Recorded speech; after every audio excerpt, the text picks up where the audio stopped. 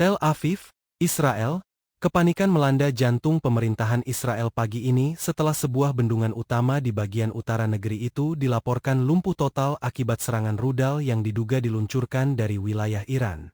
Dampaknya tak main-main, dinding bendungan raksasa itu jebol memicu gelombang air besar yang meluncur deras ke kota-kota padat penduduk. Beberapa saksi mata menyebut kejadian itu sebagai tsunami buatan manusia paling apokaliptik dalam sejarah modern. Pasukan penyelamat dan militer dikerahkan dalam hitungan menit. Namun kekacauan sudah terlanjur terjadi. Dalam tayangan drone yang disensor sebagian terlihat bagaimana air laut menyerbu daratan melalui celah bendungan yang hancur, mengubah jalanan menjadi sungai dan rumah-rumah menjadi perahu darurat tanpa arah. Perdana Menteri Benyamin Netanyahu dikabarkan mengalami kepanikan berat di ruang krisis. Seorang staf anonim bahkan menyebut Netanyahu sempat meminta agar Google Maps diperiksa, khawatir negaranya sudah berubah jadi Atlantis. Dia berdiri menghadap layar besar sambil bertanya, "Mana batas garis pantai kita sebelumnya?" Lalu saat diberitahu kalau garis pantai sudah pindah ke belakang rumahnya, dia langsung minta pelampung, ujar sumber tersebut. Rakyat Israel kini dihadapkan pada pemandangan yang tak pernah mereka bayangkan.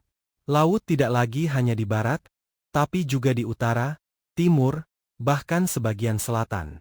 Negara kecil itu kini tak hanya terkepung konflik tapi juga dikelilingi oleh air asin, seperti makanan fast food yang kebanyakan micin. Berdasarkan laporan awal, serangan ini terjadi pukul 3.17 dini hari waktu setempat. Sebuah rudal balistik diluncurkan dari wilayah tak dikenal di Iran, menyasar fasilitas infrastruktur vital di perbatasan. Rudal tersebut, menurut militer Israel, adalah tipe jarak menengah dengan daya hancur besar. Aneh ya, sistem pertahanan udara Iran Dome tidak mendeteksi ancaman ini, memicu spekulasi bahwa rudal tersebut mungkin disamarkan dalam bentuk saluran TV Arab yang dianggap tidak penting oleh operator Iran Dome. "Kami pikir itu hanya siaran ulang sinetron Iran, ternyata isinya neraka," ujar salah satu operator militer yang kini dirawat karena stres akut. Begitu rudal menghantam bendungan, gelombang destruktif langsung merobek struktur beton berusia puluhan tahun itu. Air laut yang sebelumnya dibendung untuk keperluan irigasi dan pembangkit listrik langsung meluap tanpa kendali, membanjiri daerah sekitarnya. Situasi semakin genting ketika jaringan komunikasi terganggu dan listrik padam di sebagian besar wilayah terdampak. Beberapa warga yang berhasil mengunggah video ke media sosial memperlihatkan perahu karet mengapung di jalan raya dan seekor unta terseret arus di tengah Tel Aviv. "Ini bukan lagi Israel, ini Seasrael," tulis salah satu netizen di d.net. Netanyahu yang selama ini dikenal keras terhadap ancaman luar negeri terlihat kehilangan arah dalam konferensi pers darurat. Pidatonya dipenuhi frasa-frasa tak biasa seperti, "Kami tidak tenggelam. Kami hanya terdampak secara horizontal," dan "Israel tidak pernah dikelilingi oleh begitu banyak kesegaran asin." Reaksi publik pun beragam. Sebagian memilih mengungsi ke dataran tinggi, sebagian lainnya panik membeli perahu karet dan pelampung bebek. Di beberapa daerah, warga terlihat menggunakan wajan besar dan baskom sebagai alat transportasi alternatif. Beberapa bahkan menyebut bahwa ini pertama kalinya kolam renang umum gratis tersedia di setiap jalan. Pemerintah Iran belum mengonfirmasi keterlibatan langsung mereka dalam insiden ini, namun beberapa pejabat tinggi di Teheran tersenyum saat diwawancarai media internasional, menolak berkomentar sambil memutar lagu instrumental bertema lautan. Sementara itu, komunitas internasional memberikan respons beragam. Amerika Serikat menyatakan keprihatinan dan mengirimkan bantuan berupa pasokan darurat dan satu kapal induk. Uni Eropa mengadakan rapat darurat, sementara negara-negara Arab untuk pertama kalinya dalam sejarah mengirimkan doa sambil menahan tawa. Militer Israel kini bekerja keras mengevakuasi ribuan warga yang terdampak banjir laut dan mencoba memperbaiki sisa bendungan yang masih bisa diselamatkan. Namun para ahli menyebut bahwa diperlukan waktu berminggu-minggu bahkan berbulan-bulan untuk menguras air yang sudah terlanjur masuk ke pemukiman. Seorang ilmuwan dari Universitas Haifa menyebut bencana ini sebagai simulasi yang sangat nyata tentang bagaimana rasanya menjadi kota di bawah laut. Ia menambahkan, jika ini terus berlanjut, Kami harus belajar cara berbicara dengan ikan. Pasca tragedi bendungan jebol yang memicu tsunami air laut ke dalam wilayah Israel, krisis tersebut kini telah menjelma menjadi badai politik yang menyebar hingga ke ruang-ruang diplomasi internasional. Netanyahu, yang sebelumnya tampil sebagai figur kuat di mata pendukungnya, kini dihantam badai kritik dari dalam negeri sendiri, bahkan dari para sekutu terdekatnya. Kalau kemarin dia dibilang kapten kapal, sekarang warga menyebut dia justru yang ngebolongin lambungnya. Gedung parlemen Israel dipenuhi suara teriakan oposisi yang menuduh pemerintah gagal mengantisipasi serangan terhadap infrastruktur strategis. Beberapa anggota parlemen bahkan menuntut penyelidikan internal terhadap sistem pertahanan yang konon tercanggih di dunia, namun gagal mendeteksi rudal yang bahkan lebih pelan dari gosip tetangga. Netanyahu terlihat berusaha mempertahankan wibawanya dalam rapat kabinet darurat. Tetapi suara gemuruh air di luar gedung membuat pidatonya terganggu setiap 5 menit.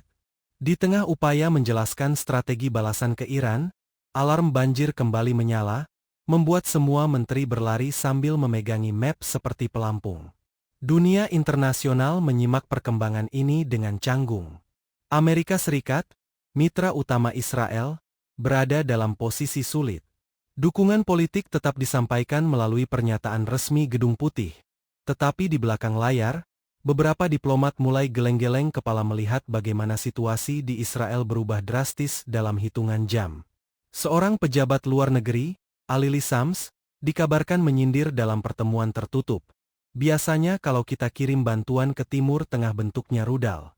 Sekarang kita kirim pelampung. Di dalam negeri, rakyat Israel makin frustrasi.